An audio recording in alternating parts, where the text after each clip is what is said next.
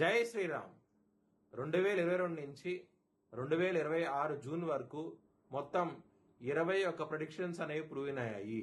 అవన్నీ కింద డిస్క్రిప్షన్లో ఇవ్వడం జరుగుతోంది. ఏ యూట్యూబ్ ఛానల్లోనూ ఇన్ని ప్రెడిక్షన్స్ అనేవి ప్రూవ్ అయినవి ఏ ఛానల్ లేదు. మీరు కనుక నన్ను సంప్రదిస్తే కనుక మీ date of birth, time, place of birth నాకు ఇస్తే కనుక మీ కెరియర్ గురించి, మ్యారేజ్ గురించి, ఫ్యామిలీ గురించి, బిజినెస్ గురించి, హెల్త్ గురించి చెప్పడం జరుగుతుంది. కనుక నన్ను సంప్రదించండి.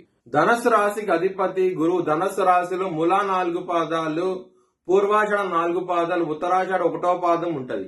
ఈ నక్షత్రం వాళ్ళందరికి నేను చెప్పే వార ఫలితాలు వర్తిస్తాయి. ఈ వారంలో ధనస్సు రాశి వారికి తృతీయంలో రాహు యోగిస్తున్నారు, అలాగే 9వ స్థానంలో శుక్రుడు యోగిస్తున్నారు, 6వ స్థానంలో కుజుడు యోగిస్తున్నారు. 3 గ్రహాలు యోగిస్తున్నాయి.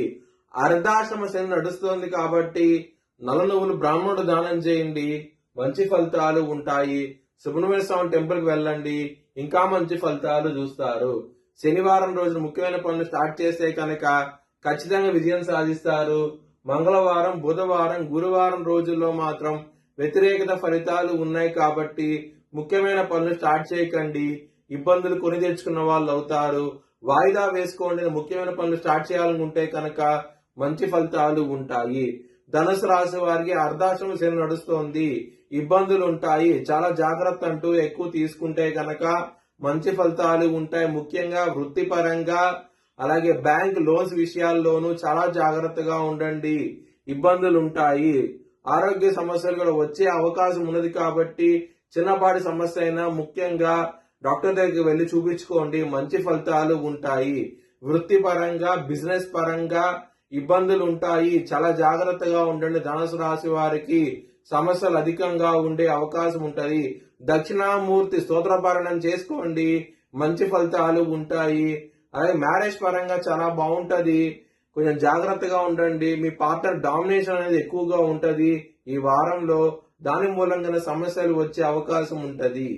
శత్రువులు అనేవాళ్ళు మీరు కనుక నారాయణ కవచం చదువుకుంటే కనుక శత్రువుల నుంచి విజయం సాధించే అవకాశం ఉంటది. ఆరోగ్య సమస్యల నుంచి కూడా బయటపడే అవకాశం ఉంటది. విష్ణు సహస్రనామం పారాయణం చేసుకుంటే కనుక మెంటల్ పీస్ అనేది ఉంటది మీకు, లేకపోతే మెంటల్ పీస్ అనేది ఉండదు మీకు. ఎందుకంటే స్ట్రెస్ అధికంగా ఉండే అవకాశం ఉంటది ఈ వారంలో. చాలా జాగ్రత్తగా ఉండండి.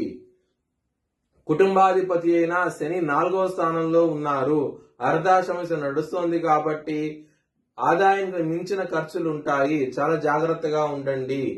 ధనుసు రాశి వారికి ఇక్కడ 9వ స్థానంలో శుక్రుడు ఉన్నారు కాబట్టి ఆడపిల్లల మూలంగా మంచి ఫలితాలు ఉంటాయి. ముఖ్యంగా విదేశాల నుంచి డబ్బు వచ్చే అవకాశం ఉంటది. ఒక స్త్రీ మూలంగా చాలా సంతోషంగా అవుతే ఉంటారు. లేకపోతే దూరం నుంచి అయినా సరే ఒక స్త్రీ నుంచి డబ్బులు వచ్చే అవకాశం ఉంటది.